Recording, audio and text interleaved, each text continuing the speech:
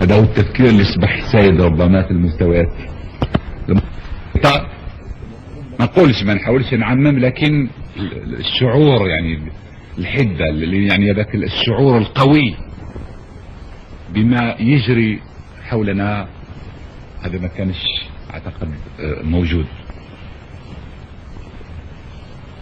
واش وقع بالضبط يعني كيفاش تطورت العلاقات بيننا وبين المغرب؟ كانت مشاكل الحدود حليناها على اساس الوحده الترابيه، مضينا اتفاقيه في الرباط امام كل الرؤساء الافارقه. الاتفاقيه تقضي بتسطير الحدود بصفه نهائيه وشيء من التعاون في قضيه منج المغاربه البلاد. بعدها احنا صادقنا الجهه راتيفي سي دوزاكور، صدقنا على هاتين الاتفاقيتين او على الاقل اتفاقيه، صدقنا على الاتفاقيه الاولى نتاع الحدود. المغرب لم يصادق على هذه الاتفاقيه بحجه انهم ناس ديمقراطيين وما عندهمش البرلمان ويستناو حتى البرلمان راك عارف ومن جهه الاخرى يقول لنا هو امير المؤمنين، يعني هو المولى سبحانه وتعالى اللي عينه خليفه في الارض. امير المؤمنين هو هذا، يعني الحكم جاي من السماء ما هوش من الارض.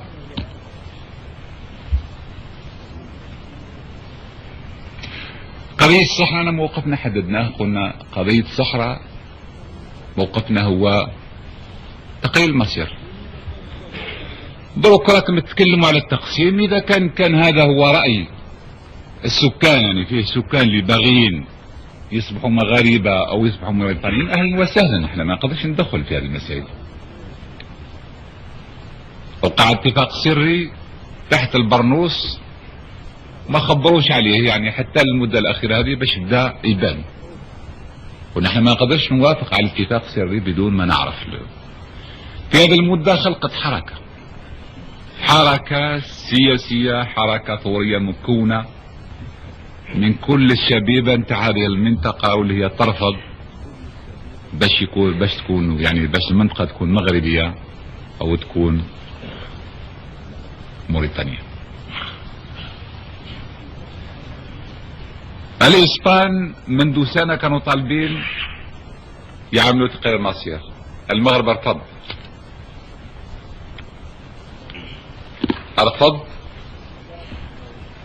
لأنه قبل هذيك المدة كان وقع المرض نتاع فرانكو ملك المغرب، والحساب نتاعو فيما بعد طلع صحيح، لازم نعترف للتاريخ، الحساب نتاعو فيما بعد طلع صحيح. شاف فرانكو في المرة الأولى مرض، قال هذا هو الوقت اللي نقوم فيه بحملة على المستوى الدولي باش ناخذ حقه، وهذا هو السبب اللي نتاع الحملة الكبيرة اللي قاموا بها العام اللي فات. فرانكو ما ماتش في العام اللي فات، زاد حياء الأمور اتعطلت. ملك المغرب في ذلك الوقت قال وجد نفسه أمام حالتين، يا إما يحارب الإسبان يا إما على كل حال يسلم بالأمر الواقع. يحارب، قال مانيش قادر نحارب الإسبان، مانيش قادر نحارب الإسبان. إذا لقى الحل نتاع المحكمة، محكمة العدل الدولية. مشاو لمحكمة العدل، طبعا احنا بصفتنا بلد يهمنا وعلى حدود بلادنا وقضية اللي لها علاقة يعني وارتباط بالأمن نتاع المنطقة، مشينا لمحكمة العدل الدولية لندافع على مبدأ تقرير المصير. اثناء في الوقت كذلك وقبل هذه المحكمة كانت قامت لجنة تاع تقصي الحقائق نتاع الأمم المتحدة، جات مشات السكان، مشات المغرب، مشات للصحراء، مشات المغرب، جات الجزائر، مشات لموريتانيا، راحت لإسبانيا ورجعت. ما هو الحكم نتاع او التقرير اللي قدمته هذه اللجنة؟ الخلاصة نتاع التقرير تقرير المصير. ما هو الحكم نتاع محكمة العدل؟ محكمة العدل الدولية، وهذه لأول مرة ربما تقريبا لأول مرة في التاريخ واحد يروح عند القاضي يقول له يا سيد القاضي ماذا بك تفتي لي اذا كان هذه الارض ارضي ولا ما هيش ارضي. لأول مرة في التاريخ من جاي طالب بالأرض ومن جاي يقول نقسم مع شيخ القبيلة نتاع نواكشوط. وشيخ القبيلة في الحق أنا أعطيت له قيمة يعني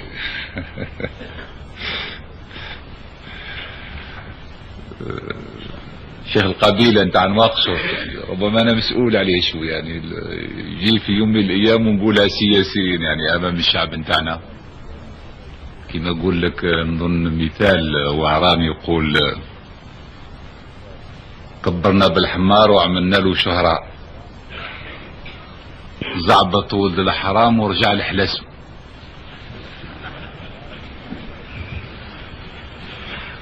ما عندي ما نقول لكم اكثر بالنسبه لهذا الشخص. اذا محكمة العدل كذلك قررت مبدأ تقييد المصير.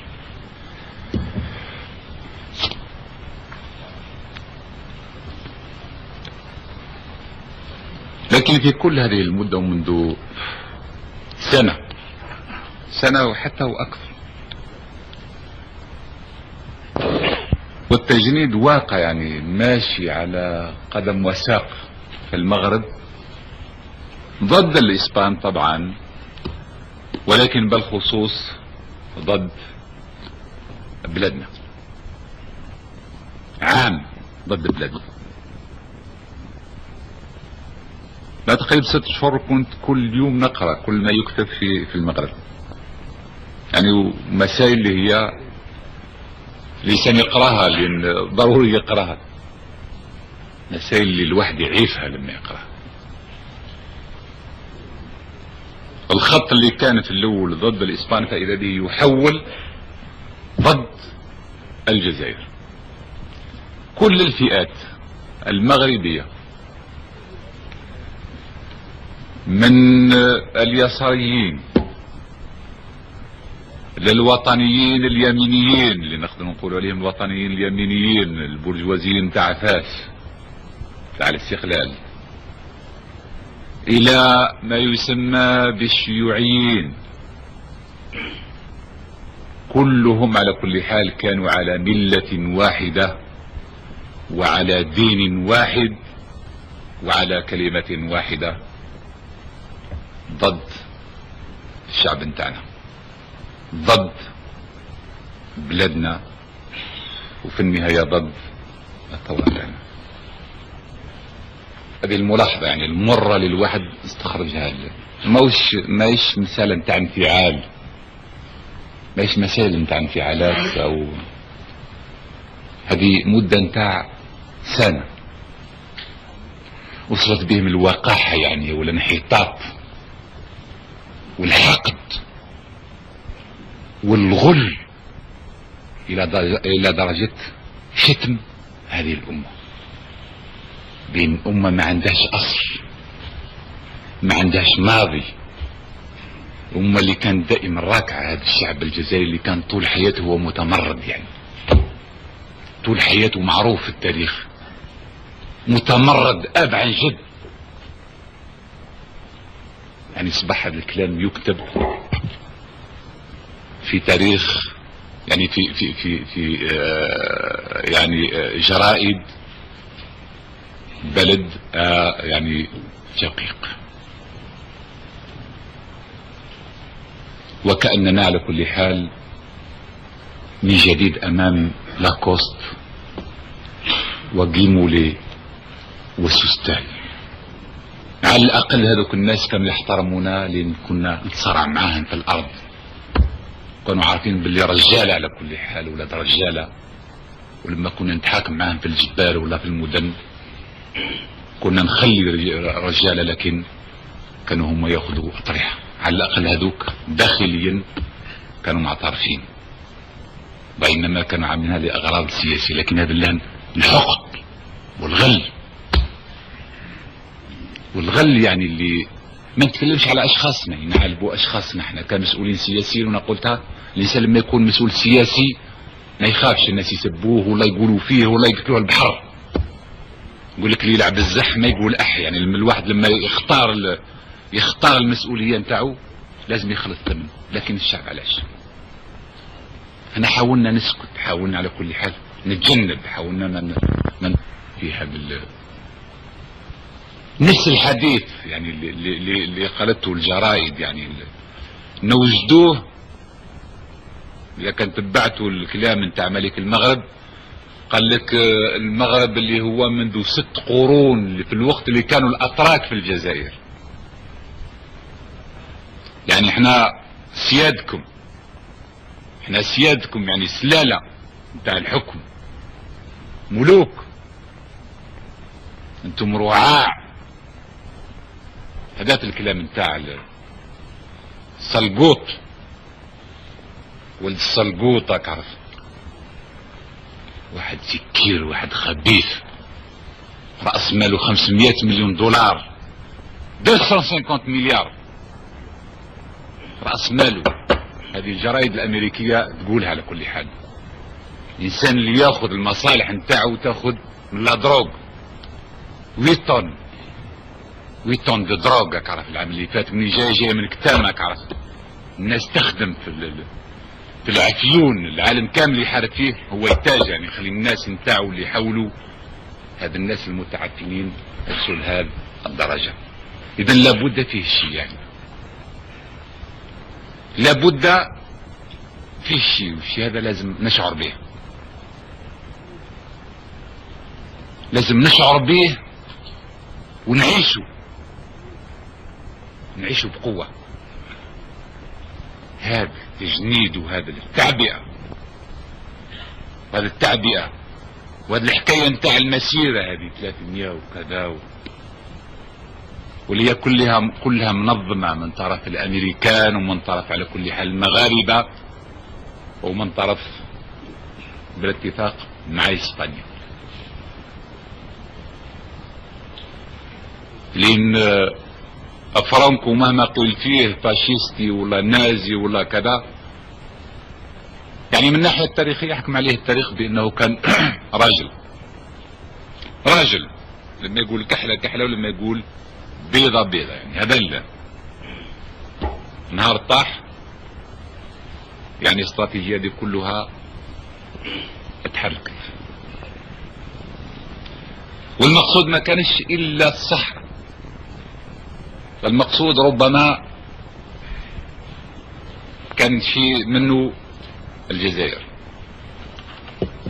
تعرفوا ايها الاخوة بان احنا البلاد حرة الان، الناس تتكلم، تعرف الناس تتكلم في القهاوي، تتساب، تنتقد، هذاك الوزير معوج، هذاك المدير ما يسواش، هذاك عرف ادى الفلوس كذا، قال هذا الرئيس ما مخلي الناس عرف حولوا ما تخدمش وكذا، وعلاش ما يكنسش الى اخره. هذا الناس كلها يعني الكلام هذا يقال يوميا في القهاوي، يا سيدي هذا الفلاحة لوطوجيستي وما عندناش حتى البطاطا، وهذا الثورة كذا والى اخره، والصحافة تتكلم تسير ذاتي ناقص الانتاج العمال. هذه المسائل كلهم الناس يعني، وهذه الحرية الداخلية يعني، ونوع من الانتقاد او النقد الذاتي اللي هو بالنسبة لنا علامة صحية. ماناش خايفين، علاش نخاف من الشعب هذا؟ علاش نخاف؟ ما نقدرش نخاف منه ونعملوا الحباس والمحاكمات مثل على كل حال ما وقعت في المغرب. شوفوا المحاكمات اللي وقعت من 62 الى 75، كل عام فيه محاكمة لقهر. اذن هذه الحالة قال الاخر قايد احمد مشاه، هذا كان قوج يعني، كان ركيزة كبيرة وركيزة طاحت يعني. الاخر قال اخطا السلطة لانه مريض ولا شبيه، ايه وطن قال لك الدعوة تحلت في الداخل.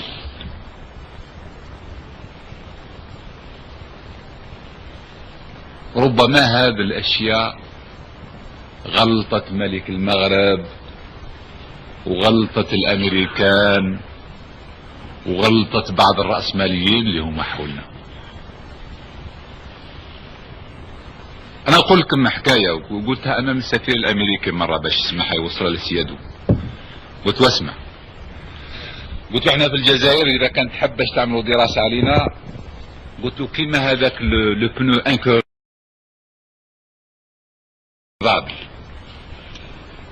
قلت له راه فيه خلايا يعني دي سيلول انديبوندونت، يعني كل ما واحد السيلول هذيك تخرب لو بنو تورن توجور. قلت له ما تغلطش، اذا كان يموت واحد راهم 10 يستناو في الباب، قال باش ناخذ المسؤوليه نتاعو، سواء كان وزير ولا مدير، والناس راه تدز في بعضها. قال ما تغلطش حتى رئيس. قلت له ما تغلطش يعني، لا حبيت يعني نقول له بتعبير ربما اللي يفهموا وفكاهيه وفيه نقد. قال لي النظام نتاعنا مبني على الصح، مبني على العمال، مبني على الفلاحين، مبني على الشعب. انا هذا الاعتقاد نتاعي. ولما تأزمت الامور قلتها لواحد صحافي، قلت له نعم الثوره هذه اللي ما تقدرش تثبت، انا ثوره اللي ما تقدرش هاك عرفت توقف وتقول راني اللهن، ينعلبوها ثوره. هذه ربما كنت نقولها كلمه الخلاصه، ينعلبوا الثوره هذه، واسمحوا لي التعبير، اللي ما تقدرش توقف وتقول راني اللهن. راني اللهن نتحدى كل الناس. نعم الثوره ماهيش غير خبز برك، الثورة ماهيش غير خبز، الثورة ماهيش غير منشآت، الثورة ماهيش غير مدارس، الثورة ماهيش غير طرق، الثورة ماهيش غير تسيير ذاتي، الثورة ماهيش غير تسيير اشتراكي، الثورة ماهيش غير على كل حال العلاج بالمجان، الثورة ماهيش غير الاستقلال، الثورة هي أعمق من هذا. الثورة كذلك هي مبادئ وبالخصوص كرامة. الثورة ما يخصهاش تحط راسها، الثورة ما يخصهاش تحط راسها. وانا نقولها لكم للتاريخ، انا الثورة اللي تحط راسها ما نكونش على راسها. للتاريخ هذه الثورة اللي تحط راسها انا ما نقدرش نكون على راسها. الثورة هذه ما نقدرش ابدا. الثورة اللي تركع لا، لان احنا كلنا كرامة، وكلنا الجيش نتاعنا، الجيل نتاعنا لازم يعني يواجه كل الحالات. علاش نقول الكلام هذا؟ نقول الكلام هذا مانيش باغي نروح بعيد يعني في الحديث نتاعي لهذه المناورات الداخلية الخارجية والحسابات الفارغة. الحسابات الفارغة لان ما عنديش كل المعلومات، ما عنديش كل المعلومات، وماهوش من العادة نتاعي نقول لك بكلام اللي ما نقدرش نثبته بالحجج المادية. يعني فيه نوع من التآمر الخارجي، اقول نوع من التآمر الخارجي. من الناحية الداخلية ما عندناش مشاكل، ما عدا المشاكل راكم عايشينها اليومين اللي كنت تكلم عليها كعرف، قال خص البطاطا وخص الزرودية وكذا والموظف الفلاني ولا كعرف الوزير الفلاني. ما عدا المسائل هذه اللي هي بالمشاكل اليومية ما عندناش مشاكل داخلية، لكن فيه نوع من التكالب الخارجي، نوع من التكالب الخارجي، لأن الجزائر هذه باقية صوت، يعني تمثل صوت في العالم الثالث. وضرب الجزائر، ضرب الجزائر او الثورة الجزائرية تنجر عليها انعكاسات خطيرة في افريقيا وفي العالم العربي. ومعناه اذا كان الحالة تحلت في افريقيا وفي العالم العربي، هي مجموعة العالم الثالث عدم الانحياز اللي كان ميت. واش كان عدم الانحياز قبل مؤتمر الجزائر؟ مرة وقعت الاجتماع في لوزاكا 4 سنين قبل، لحد الصحافة ما سمعتش به، ما نتكلموش على الشعوب. اذا المقصود هو هذا، المقصود على كل حال بكل هذا الامور وهذه الحركات وهذا يعني المناورات هو الجزائر تمثل شيء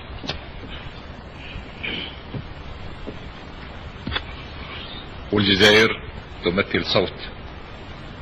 في العالم العربي فيه عاصمتين، il n'y a que deux capitales dans le monde arabe, le Caire et Alger. Il n'y a que deux capitales, le Caire et Alger. القاهرة والجزائر، القاهرة واقعة عليها السيطرة، الباقي الجزائر نحاول باش كيفاش نكتفها، كيفاش على كل حال نكتفها وكيفاش اما الباقي واش كاين. على كل حال مع احترامي لكل الاخوة ماهوش نوع من الكبرياء، لكن انا نقول الشيء اللي نفكر فيه تحليل الخاص.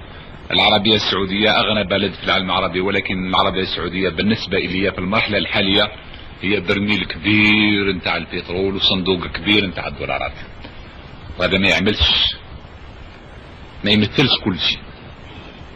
الباقي يعني الكويت والامارات وكذا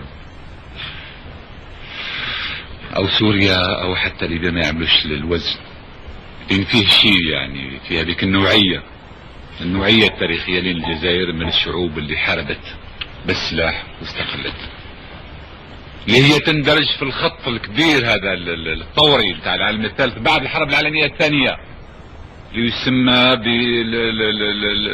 بالفيتنام وتسمى الجزائر وتسمى كوبا، هذه البلدان اللي يعني حررت نفسها من الاستعمار وحتى يعني من الاستغلال الداخلي بحد السلاح، وفرضت ثورة وهي في طريق بناء ثورة. واذا كان نتكلم على هذا التكالب الخارجي، وانا بديت راكم تشوفوا مرة الانسان ينتقل من نقطة الى نقطة، في نفس الوقت مثلا اللي ملك المغرب عامل هذا حكاية مسيرة الاحتلال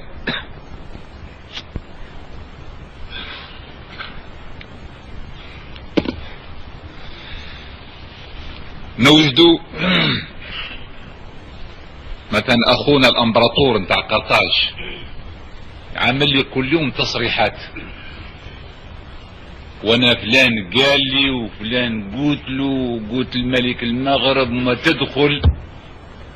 واخطر من هذا في الصيف اللي مضى كان بعث ولده، هذه نقول لها الوالي نتاع النافه باش يعسي، اذا كان جاو دولك على النافه دبر راسك انت اذا كان الصيف اللي فات كان بعث ولده الملك المغرب يقول له روح ادخل الصحراء، واذا كان عندك قيمه اكثر من تاع الجزائريين هذه الفرصه باش تهنينا منها.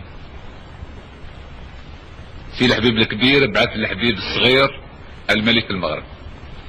ربما هذه المعلومات تكون غير صحيحة، ولكن تقديري أنا أنها على الأقل صحيحة إذا كان ماهوش 90%، على الأقل 80%.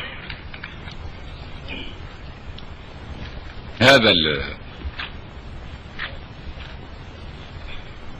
الرئيس الموريتاني حاولنا معه، الشيء اللي قمنا به انا ما ندمش عليه لان قمنا به للشعب، الشعب الموريتاني. لان في المؤتمر الاخير اللي عملوا مثلا واش بدا يتكلم لها بالمنجزات نتاع موريتانيا، تأميم الميفيرما، تكوين عملة وطنية لوبية، الخروج من منطقة الفرنك. نظروا له جماعة قالوا له يظهر لي هذو الجزائر ساعدتك فيهم، والواقع يعني الميفيرما هذيك اذا كانوا توقع تأميم تقريبا احنا اممناها في مكان الرئيس الموريتاني يبقى له هو الا خذا القرار السياسي، ويستغلوا سياسيا قدام الناس وقدام الشبيبة نتاعو، لان الشبيبة على كل حال كانت عنده شبيبة خلقت له مشاكل كثيرة، شبيبة يسارية. قال لي واش رايك؟ قلت له يا راجل امن عليك ما يعملوا حتى حاجة. الظروف السياسية قلت له مليحة. فرنسا واش تقدر تعمل؟ قلت له هاو اللي نظر المشكل الفلاني والمشكل الفلاني والمشكل الفلاني فرنسا ما تقدرش تتحرك. مسألة السوق عيطت البلعيد عبد السلام قلت له اعمل لي دراسة مع السونارام باش تشريو عليه الحديد، اذا كان ما تباعش حتى ولو نقص احنا مليون ولا 2 ملايين من الحديد نتاعنا. هذه معركة ومعركة لازم نوقف بجانبها. الفلوس قلت له نضمنك 6 اشهر. العمال نتاعك نتاع الزويرات يخلصوا 6 اشهر. ما نقولش الكلام هذا يعني هبان. انا عندي الاخر الدراسة راها موجودة عندي في الارشيف نتاع الرئاسة وفي الارشيف نتاع وزارة الطاقة والصناعة. قضية لوقية هذه العملة الوطنية، قلت له اعمل عملة وطنية ما فيش مشكل. مصطفاي نتاع البنك المركزي روحوا سألوه اي واحد منكم، الموظفين اللي هما ناس صرفوا على العملية، اللي طبعوا الاوراق واللي نظموا الكيفية كيفاش لان هذو اخواننا ما زالوا على كل حال بدائيا ما عارفين هالمشاكل نتاع العملة كيفاش تصير خلاص. وراحوا تم ونظموها حتى على كل حال تمت وقال اخرج من المنطقة نتاع الفرنك وغيره. لما جاء حتى يستغلم امام الشعب نتاعو في المدة الاخيرة، يعني فيه ناس اللي قالوا له يا راجل وقيل فيه ناس اللي يساعدوك واللي راك بديت انت ماناش عارفين علاش راك نسيهم في هذا. نقول الكلام هذا باش العمال والشبان وكل الاعضاء نتاع الحزب يفهموا مليح هذا المسائل لازم تمشي على كل حال. وهذه المسائل غدوة في اللقاءات لازم تطلع ولازم تطلبوا الحساب من كل الخيانات هذه نتاع. بعد نرجع لهذا مغرب الدول هذا ومغرب الامبراطور والملك، هذا بالنسبة لي انا انتهى. هذا اذا مع الرئيس الموريتاني حاولت معاه مرتين. اخر مرة كان في بشار، استعملت كل الحجج لا حياة لمن تنادي. قبل ما يجي البشار كنت بعث له الاخ سي احمد، قلت له روح شوف هالسيد هذا اذا كان فيه استعداد نشوفوه. جاء قال لي فيه استعداد وحقا كان. لما وصل للجزائر وكذا الملك المغرب يطالي بعث له قال الخبزة راه طيبة، ماذا بك تاخذ حقك حتى انت من الخبزة هذيك، رد بالك. عييت كلمت كذا الى اخره. في النهاية سألته قلت له على جيت المثل نتاع الرؤساء في العاده يتلقاو باش يتفقوا على شيء او اللي ما يتفقوش عليه اليوم قال نقدر نتفق عليه في 3 اشهر او عادة. يعني حتى ولو زوج نتاع الأعداء لما يتلقاو اللي عمل شيء، ما يتلقاوش اللي عمل لا شيء. في النهاية سألته قلت له مانيش عارف انا الحلالي، مانيش عارف واش جيت.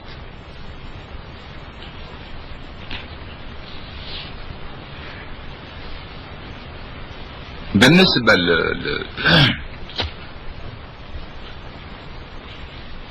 اسبانيا حاولنا كذلك، يعني المحاولات كثيرة، لكن في النهاية المحاولات نتاعنا ما اداش بنتيجة لانها كانت محاولات لا يمكن ان تنجح. لا يمكن ان تنجح لان الهدف نتاع الغربيين هو تقوية، يعني خلق الشروط لنجاح هذه المملكة الجديدة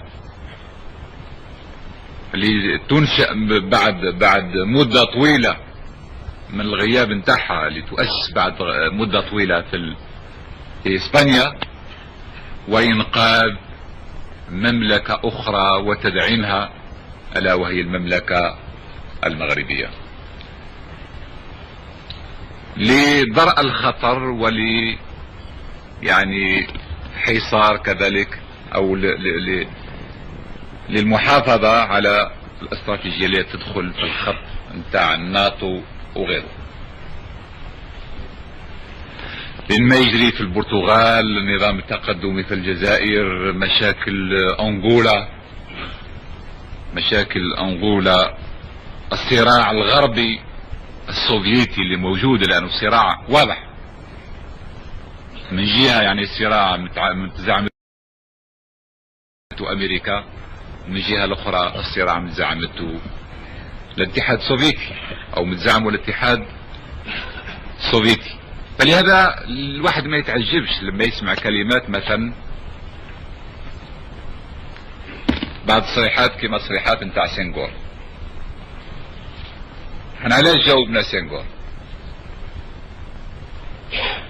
انا سمعت بعد ما جاوبنا بورقيبة وجاوبنا سنغور ربما بعض الجزائريين يعرفوا يعملوا سياسة خير منا، وربما قالوا سيدي علاش احنا نحارب الناس الكل؟ يعني الجزائري ولا يخاف ولا يقول علاش نحارب الناس الكل؟ وشكون اللي حاربنا الناس هذو؟ احنا جاوبنا بورقيبة يتكلم على الاسباس سهريان، قال لك وتكلمت مع عدة مرات على حكاية الاسباس سهريان. انا ولا من نوجه قلت واحد يحط قراعه على حدود بلادنا ولا في حدود بلادنا، قال كرعيك ناجسين، يعني اغسل ما تكلمش على، بحكم اننا لا نريد ان نتدخل في شؤون الغير، وان نترك هذه القضية للشعب المغربي هو يتصرف كما يبغى. قلنا لا، ما ندخلش في النهاية.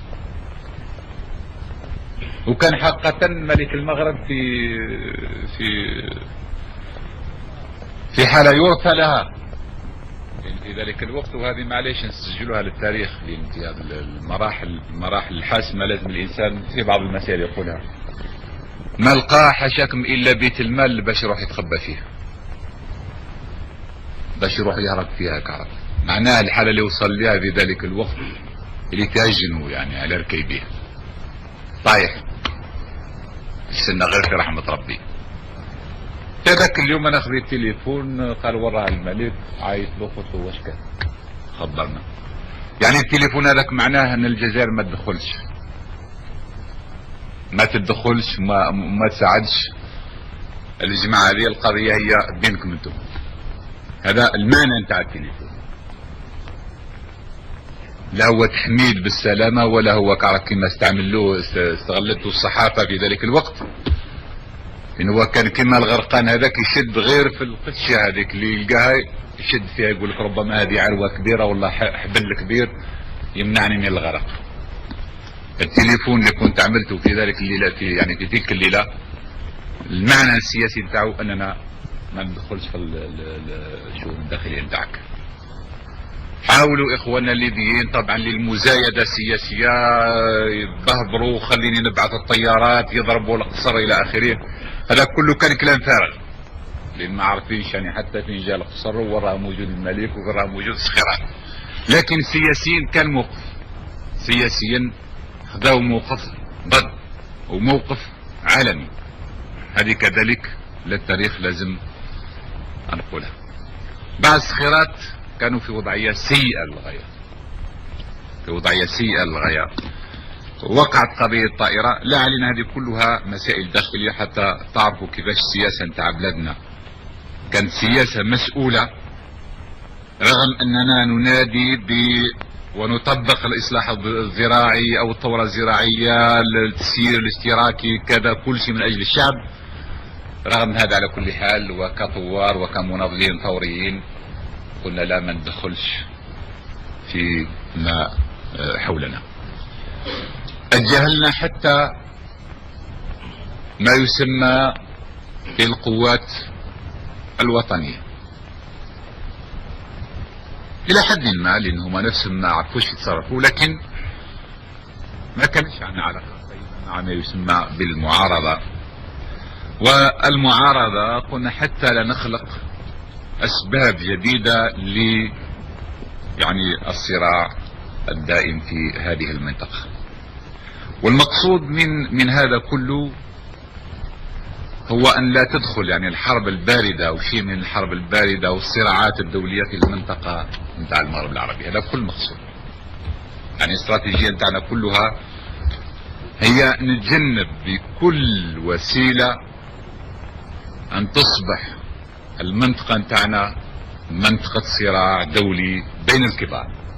ليأتي ربما الوقت اللي احنا نصبح بيادق بين يديه. هذا هو المقصود يعني، وهذا هو المقصود، وهذا هو اللي خلانا نعمل بعض التنازلات من الناحية الطورية. لماذا؟ لأن الحالة على كل حال في الحوض الشرقي للبحر الأبيض المتوسط راكم تعرفوها من 48، والصراعات فيها قائمة ولا تزال قائمة وستبقى قائمة. من 48، من سنة 1948، من بروز القضية اليهودية أو القضية على كل حال الفلسطينية، سميوها كما تبغيوا، والصراع قائم والصراع محتد ولا يزال وسيبقى، ما نشعر فيه من قداش من سنة في المستقبل. قلنا على الأقل نجنب هذه المنطقة الغربية من البحر الأبيض المتوسط حتى تكون منطقة متاع أمن، منطقة متاع استقرار، منطقة متاع تعاون. في هذه السنوات كذلك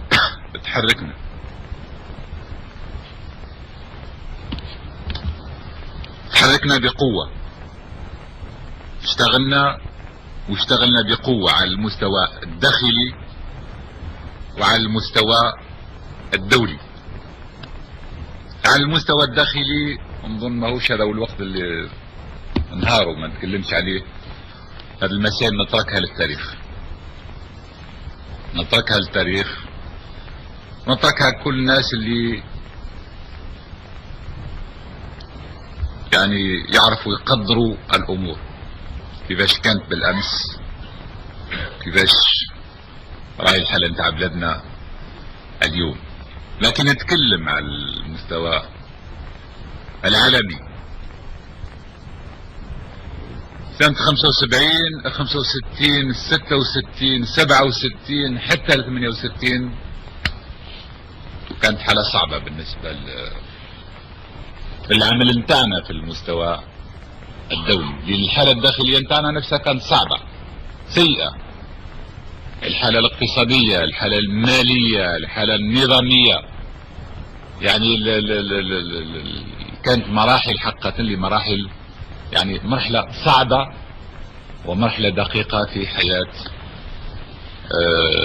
الثورة. لكن رغم هذا يعني بصمت وبمثابرة استطعنا في مدة، أو الجزائر استطاعت الجزائر في هذه المدة أن تجمع الشروط نتاع القيام بدور هام في المستوى الدولي. وجدنا هذه الجزائر تدخل في معارك كبيرة لها علاقة بالمعارك الداخلية، مثلا معركة البترول. كل شيوخ البترول اليوم ولاو يقولوا باللي نحن عملنا المعركة هذه، وكل امام ربع برامل نتاع البترول قال انا اللي عملت المعركة نتاع البترول، لكن ما كان والو. المعركة الحقيقية بدات اذا كان فيه اثنين نتاع المعركة من الناحية التاريخية، بداها مصدق ظن في 52 واستمرت في الجزائر. هذه المعركة الخط يعني النضالي في ميدان البترول اللي هو قلب الموازين في هذا الميدان. اما الرداية الاخرى اللي لحقت هذا الكويت والامارات وكذا، هما راهم يحاولوا في الشركات باش يبقاو، ولكن لما يوجدوا رواحهم محكومين من الناحية السياسية قال نأموا، لكن نأموا بالكاغط ومن تحت ان نخلي لك كل شيء، وربما بعد التأمين تربح اكثر من اللي كنت تأمن. هذا الواقع يعني المعركة نتاع البترول، واحنا امنا يعني كنا لنا ثقة بين هذا يعني السلاح نتاع البترول هو السلاح اللي يوجع الغرب. قلنا لازم الغرب والرأسماليين هذه نضربهم في المكان اللي يوجعهم، ماهوش نستحلوا على خد وكعرف ولا نطبطب له شويه على كتافه، ولازم نضربه في الضربه يعني في المكان اللي يوجعه صحيح. والرأسمالي وين توجعوا لما ضرب له في الجيب هذاك توجعوه مليح.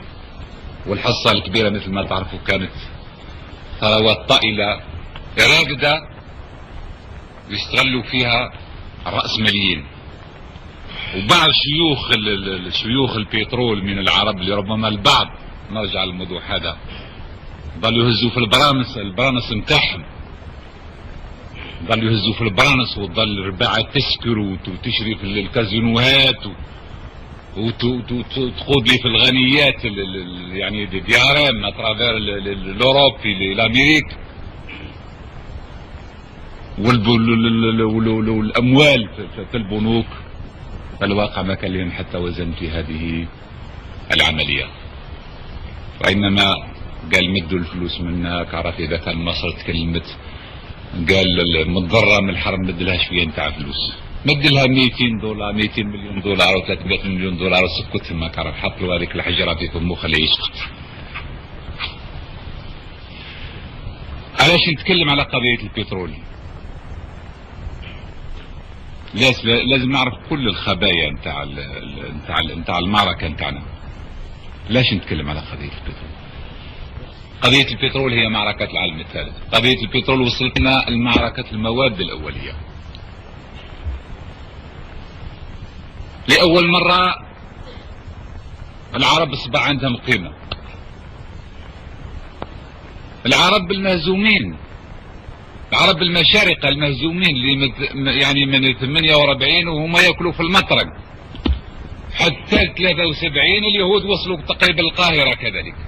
طيب لأول مرة العرب يحاربوا شوية ويعطيوا طريحة، يعني قتلوا شوية نتاع اليهود، لكن في نفس الوقت اليهود كانوا على 100 كيلو من القاهرة، على 100 من القاهرة. اليهود اللي كان العرب يقطعوا شق القناة، قطعوا اليهود جاوا قطعوا لنا الغرب القناة وجاوا مروحين القاهرة، حتى نصبحوا الامريكان قالوا والله تحبسوا، حبسوا ما توصلوش للقاهرة لان ماشيين تغرقوا لنا القضية وما بقاش الحل.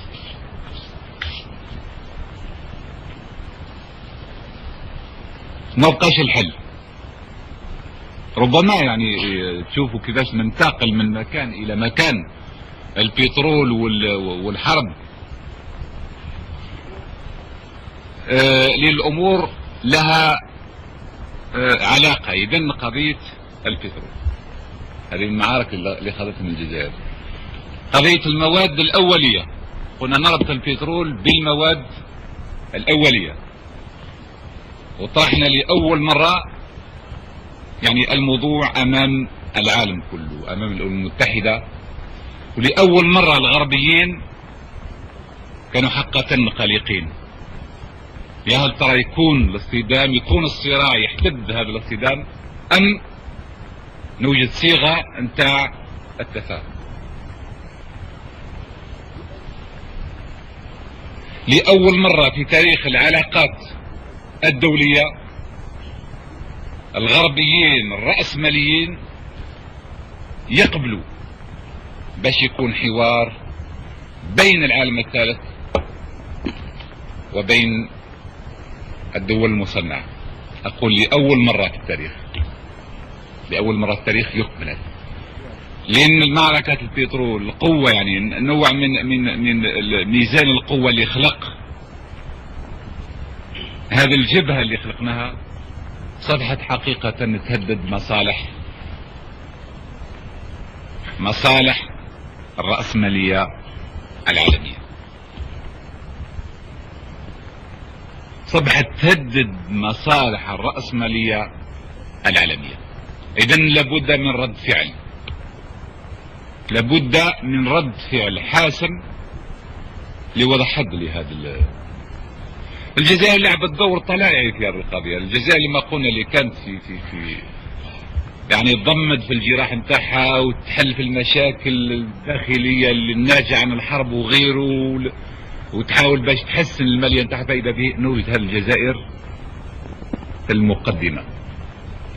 البترول قال أمم، ولما أممنا البترول مع الأسف لا الشرقيين يعني لا أصدقائنا نتاع المعسكر الاشتراكي وقفوا معنا ولا العرب. في ذلك الوقت كان محمد رياض أو محمود رياض كان وزير خارجية مصر، قال أيدونا يا جماعة، قال والله ماشي ما نغضبوش في راسه، لأن سيدو جول لا رحمه الله صديق العرب. سيدو جول لا رحمه الله صديق العرب، لان واحد النهار قدام 67 هذيك قبل 67 عمل واحد الكلمة، قال كلمة اللي يعتدي الاول ما يمدلوش السلاح، يعني كأنه اسرائيل في ذلك الوقت كانت محتاجة للسلاح. في عمرة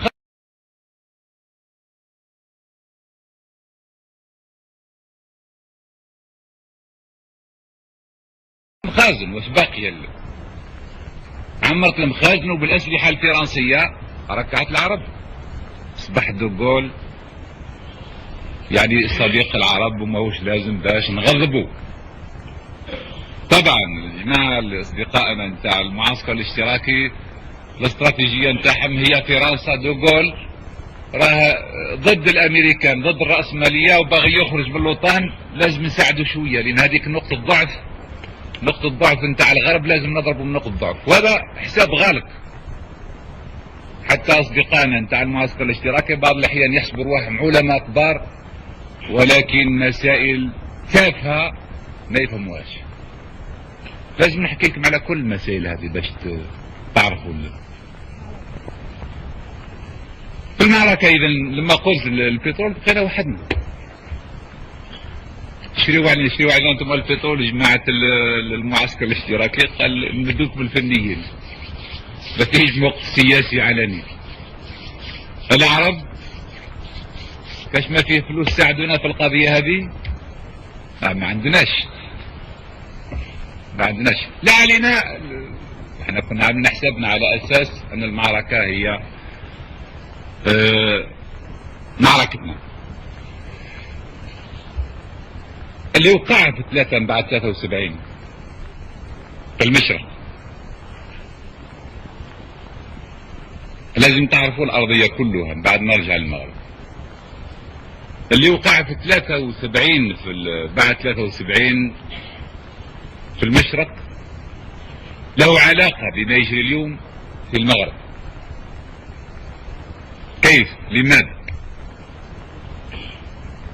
في 73 بعد ما وقعت الحرب الامريكان دخلوا بقوة، خصوصا بعد ما الاسرائيليين عملوا عملية عبور مضاد، يعني ترافيرسي كارا لو سونس انفيرس. لما عملوا العبور المضاد هذاك وجاو مروحين للقاهرة وبداو يصفيو في المؤخرة نتاع الجيش المصري، وهذه غلطات نتاع القيادات سواء السياسية او غيرها. في ذلك الوقت الامريكان دخلوا في هذاك الوقت بالذات، قال احنا مستعدين ندخل باش نتحل بشرط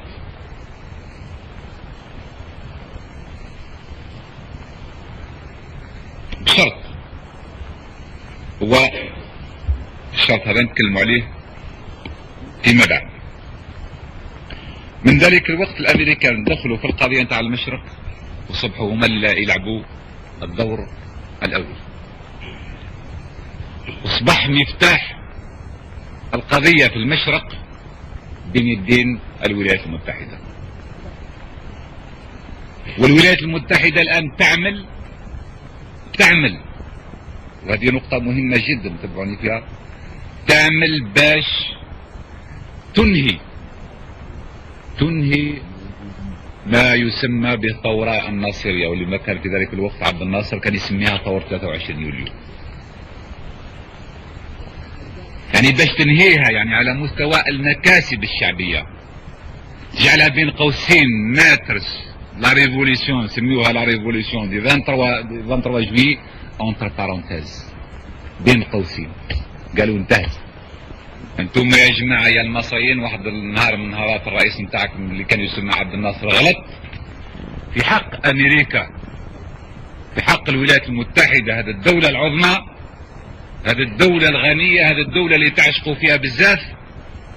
اذا لازم تصلحوا الغلطة التاريخية نتاعكم فيها وتنساو كل هذيك 18 سنة نتاع الكفاح وكل هذيك المكاسب الشعبية لازم تكنسوها.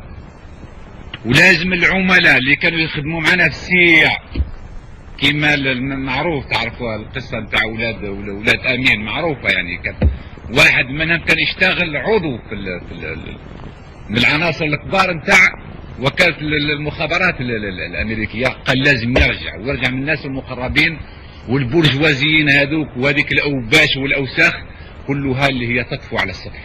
هذا الشرط. نساعدكم على حل المشكل بشرط أن يقع تغيير، الآن نتكلم في الصميم الموضوع، أن يقع تغيير جوهري في السياسة، في الخط السياسي. والخط السياسي من اللي كان خط اشتراكي لابد أن يتحول إلى خط ليبرالي. الخط السياسي اللي كان خط نتاع عدم انحياز وخط ضد الاستعمار والامبريالية لازم يتحول إلى خط غربي، إلى خط غربي. هذا الشيء اللي راه واقع الآن. واقع الآن مثلا في الدولة الشقيقة اللي هي كانت تعد من الحلفاء نتاع الثورة الجزائرية، لأن في العالم العربي وقعوا اثنين نتاع الأحداث يعني في الواقع. الانقلاب نتاع 52 في مصر وثورة 54 يعني دو دات 52 و 54 هذا ما كان. ما الحكاية الفارغة هذيك ثورة النميري كل شهر فيه ثورة ولا كلام فارغ، ما عندهاش يعني ما كانش لها وقع وتأثير على الأحداث وعلى المعطيات السياسية نتاع المنطقة. إذا نرجع للقضية لأن قلت لا يجري في المشرق له علاقة بما يجري في المغرب، لأن ما يكفيش يعني الضمانة الحقيقية نتاع إسرائيل الوجود نتاعها الدائم، لابد من نظام في مصر. في مصر لأنها مصر على كل حال عندها وزن رغم كل النقائص نتاعها لإيجيبت représente un certain poids spécifique يعني في الساحة العربية في المشرق.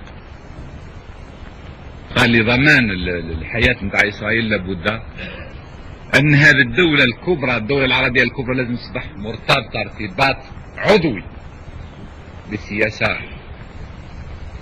الغربية. هذا اللي واقع لحد الساعة. ربما يقال أن هذا تكتيك، ولكن نتمنى أن يكون تكتيك، لكن ما يجري عمليا يعني يوميا ما اعتقدش أنه تكتيك، ولكن شيء يعني نوع من التحول الاستراتيجي. واش يبقى في المشرق؟ الثورات البعثية، البعثة في فايت يعني البعث ما ينجحش، هذا الواقع. قيادة تاكل قيادة وقيادة تعرف زيد تنحي قيادة، وعاملين مشاكل كعرف فارغة كما العراقيين إخوان العراقيين رغم المساعدات نتاعنا معاهم كعرف الوقوف نتاعنا. احنا نسألهم يقول لك احنا ضد الكيانات المجهرية. الكيانات المجهرية باش تعرفوا اللي ما يعرفوش العربية مليح يعني هذول الدويلات كعرف لي زيتا ميكروسكوبيك. واحد لما واحد يخاف ما ياخذش المسؤولية نتاعو التاريخية، احنا نقولوا ان الصراع راه صراع اعمق من هذا، ماهوش مسألة كيان مجهرية. ويقول لك كيان مجهري يعني البلادة دائما نتاع البعثيين مع الأسف. إذن هذا اللعب نتاع الولايات المتحدة في المشرق معناه الاستيلاء على هذه القاعدة الكبيرة. مرة كنت أتكلم مع المرحوم عبد الناصر الله يرحمه، قلت واش يبان لك في يعني النتيجة نتاع هذا من بعد 67 شاف فيا وقال لي شوف يا أخ، قال لي تحسب بلي الامريكان راح يسيبوني المرة هذه؟ قال لي كانوا يصيدوا في واحد الحوتة كبيرة 16 سنة هم يصيدوا في هذه الحوتة. قال لي استناو 16 سنة اليوم صيدوها. قال لي والله ما يطلقوها. هذا من بعد 67. قال الحوتة هذه هو أنا ومصر أو مصر. كانت كلمة في محلها يعني 16 سنة هم يصيدوا في هذه الحوتة، جات فرصة اللي اصطادوها. قال الآن ما تلقاكش لازم تفوت المقلع ما فيش. هذا الواقع. ربما بعض الأحيان نستعمل التعبيرات الشعبية لكن هي التعبير هذاك اذا الحساب نتاع الغرب ماهوش غير الولايات المتحده، نقول الراسماليه بصفه عامه، لان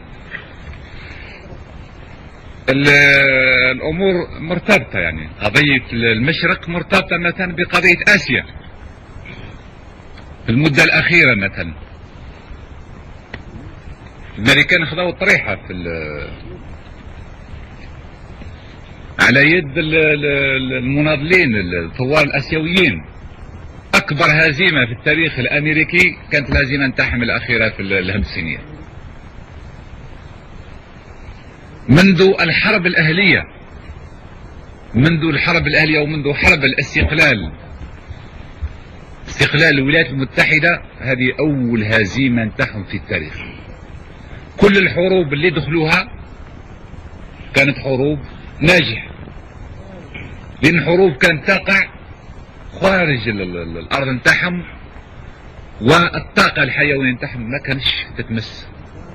يبعثوا ان كور اكسبيديشنير، مجموعه نتاع الجيش، تروح تحارب في اوروبا مع الحلفاء في اخر لحظه وتنتصر وتجي راجعه.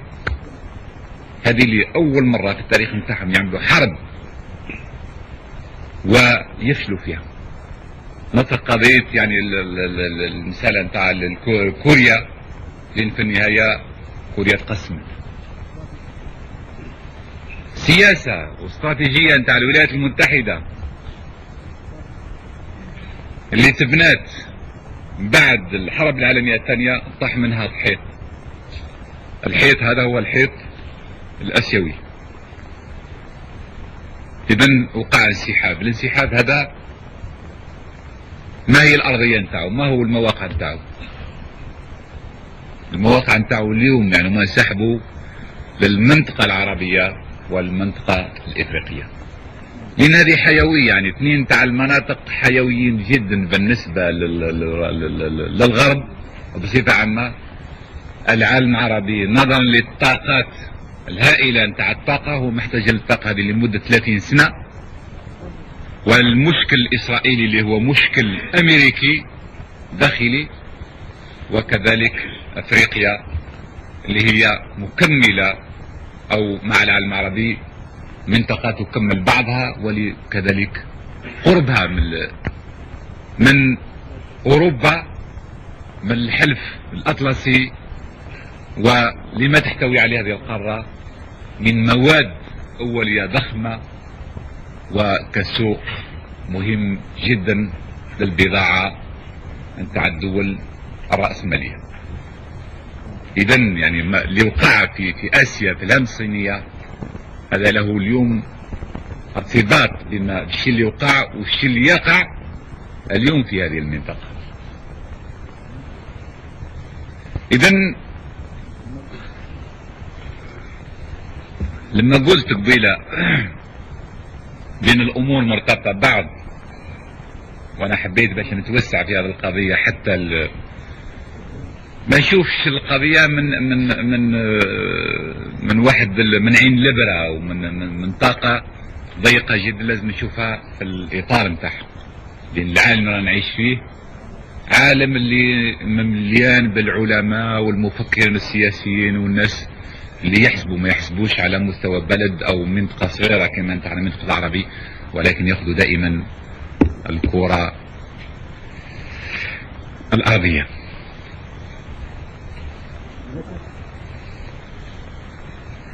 إذا كان رجعنا مثلا المغرب أو المنطقة نتاعنا، زيادة على العلاقات الثنائية سواء بين الجزائر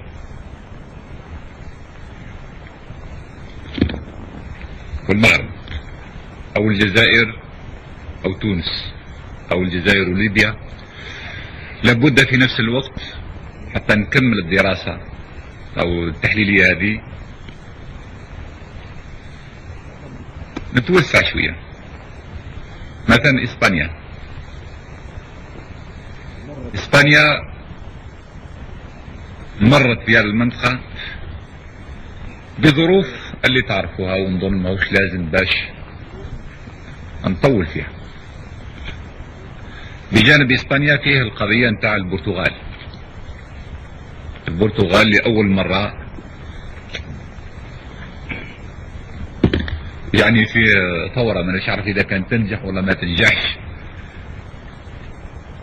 وعنيفة، يعني une révolution presque violente éclate aux portes de l'Europe bourgeoise، يعني على أبواب أوروبا البرجوازية، وهذه مسائل ما